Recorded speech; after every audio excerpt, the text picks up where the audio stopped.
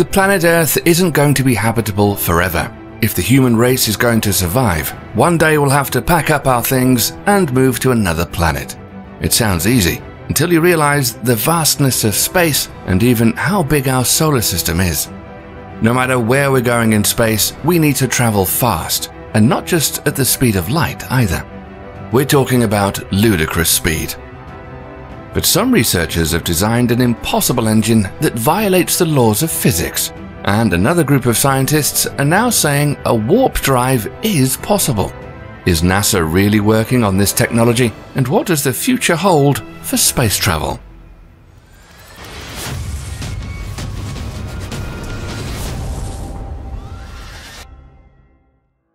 Consider this for a moment. Our closest neighbor, Alpha Centauri, is 4.367 light-years away. So even if we traveled in a ship at 100% light speed, it would still take you 4.367 years to get there. We could use rockets to get ourselves around in space, but the big problem with them is the amount of fuel we would need to carry to get anywhere. But even rockets have their limits, including how fast they can push a spacecraft. We're going to need something that can generate some serious thrust and be able to do so without carrying a large amount of fuel, because in space there are no gas stations. But there is an engine out there that reportedly can push a spacecraft around without the need for fuel. And this engine produces no exhaust either. You just plug it in, fire it up, and go. It's called the EM drive, or impossible engine, because it claims it can do the impossible. So how does this EM drive work? At first glance, it actually does look a bit like a rocket engine from the side. However, there are no openings in the device, and it works by bouncing around microwaves inside a closed chamber. That bouncing around of microwaves in the chamber is supposed to create a push, so to speak. This is a big deal, because all forms of rocketry require some conservation of momentum. In order to put a spacecraft in motion, you've got to push off something. For example, if you jump, your feet push off the ground. An airplane pushes off the air, and rockets use exhaust gas to push them and whatever they're carrying forward. But the EM drive doesn't push off anything. Basically, it's a container with microwaves bouncing around inside it, and it can supposedly move itself. Now you understand why this is called an impossible engine. The explanations for how this thing works goes past our current understanding of physics. Nobody really knows how it's supposed to work. It could turn out that our understanding of physics is broken, or perhaps the testing of this device will give us some brand new physics. The EM drive concept came to life in 2001, and there have been some research groups that claim they've measured a net force coming from their devices. However, what they're measuring is an incredibly small effect. So small, it couldn't move a piece of paper. So what we have after nearly 20 years is a bunch of experiments that haven't delivered something worth talking about, or any explanation of how they work. Some experts say that this drive will never work, and all projects will likely be a waste of time and money. It's possible that our understanding of physics or new physics not yet discovered could make this thing work. But there are other space engines out there that people said would never work, and they sprang to life. We're talking about the ion drive, something that was only thought possible in science fiction when this was first imagined. And when people first heard about a real ion drive, they also thought it would never produce enough power to move a small spacecraft. But the ion drive really does work, and in 2016, NASA awarded the California-based company Aerojet Rocketdyne $67 million to design, build, and test an advanced and super-efficient solar electric propulsion system, or SEP for short. They also call this drive a Hall effect thruster that uses propellant accelerated by an electric field. The ion drive works first by converting solar power to electricity. That electricity is used to accelerate ions out of a nozzle, which in turn generates thrust. It turns out that engineers have been developing SEP technology for more than half a century, and there are ion thrusters on multiple spacecraft, including NASA's Dawn probe, which is now orbiting the dwarf planet Ceres. There are plans to use the SEP drive for missions to Mars, But the issue with the ion drive is that it transfers a very small amount of momentum to the spacecraft. But while ion drives are slow, they're among the most fuel-efficient of all spacecraft propulsion methods. Right now, NASA is using a high-power electric propulsion system for the Lunar Gateway, an outpost that will orbit the Moon. In April 2021, NASA fired up the Ion Thruster system, which is about 30% more powerful than previous designs. But NASA started to look at another means of getting spacecraft quickly to their destination: nuclear pulse propulsion. Around the same time that nuclear jet engines were being developed for bombers, there's been some interest in using nuclear reactors to power spacecraft. One thing is that they can survive the cold, dark regions of space without requiring any sunlight, and they're also reliable. The Zeus reactor is designed to last 10 to 12 years, and it could propel spacecraft to other planets in less time. But there are some problems with this propulsion system too.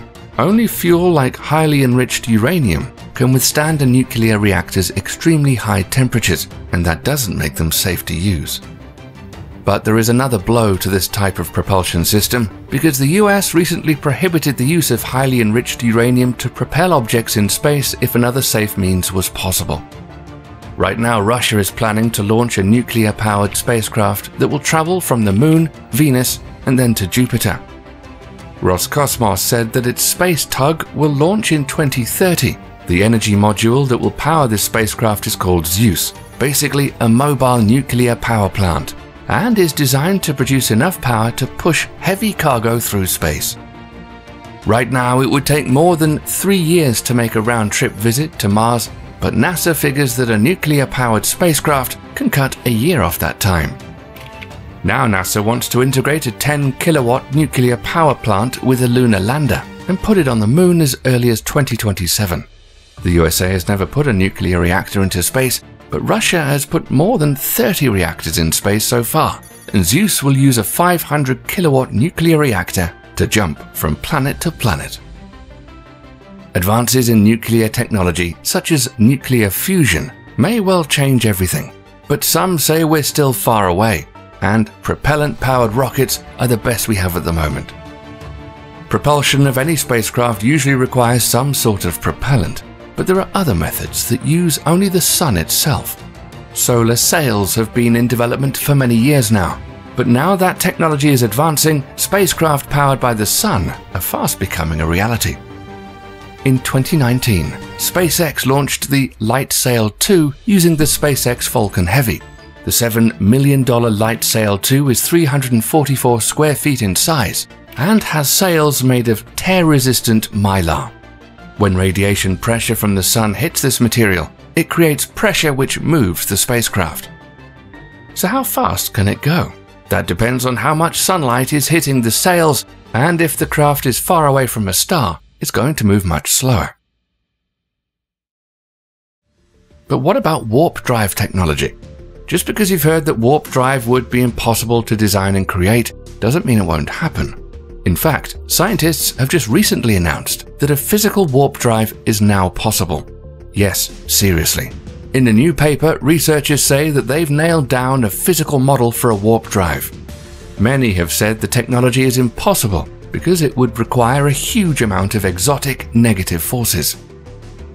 We all know the term warp drive comes from the famous science fiction series Star Trek. The Federation's faster-than-light-speed warp drive works by colliding matter and antimatter, which produces explosive power. But what about warp drives in reality? Our current understanding of the warp drive comes from the now iconic theoretical physicist named Miguel Alcubierre. This drive conforms to Einstein's theory of general relativity to achieve superluminal travel by a local expansion of space-time behind the spaceship and an opposite contraction in front of it. But the Alcubierre drive would need a ton of energy, probably more than what's available in the entire universe, in order to contract and twist space-time in front of it and create a bubble. If you were an astronaut inside that spaceship with the bubble around it, you wouldn't feel any acceleration. NASA has actually been trying to build a physical warp drive for the last decade, but hasn't made much progress yet. But this brings us to the new study. Scientists at the Advanced Propulsion Laboratory at Applied Physics unveiled the world's first model for a physical warp drive, where the existing model uses negative energy or exotic matter that doesn't exist or is impossible to generate with our current understanding of physics. This new concept uses floating bubbles of spacetime rather than floating ships in spacetime. In fact, this new physical model uses almost none of the negative energy needed in the previous model and capitalizes on the idea that spacetime bubbles can behave any way they want to. Alcubierre even endorsed this new model. However, this is just a concept for now, and the mass requirements needed are still enormous. But while a physical drive may not be a reality today, or even a century from now, with this exciting new model, warp speed travel is a lot closer than we previously thought. Do you think we'll see warp drive in our lifetime? Or do you think it'll be centuries away? Let us know what you think in the comments. Thanks for watching.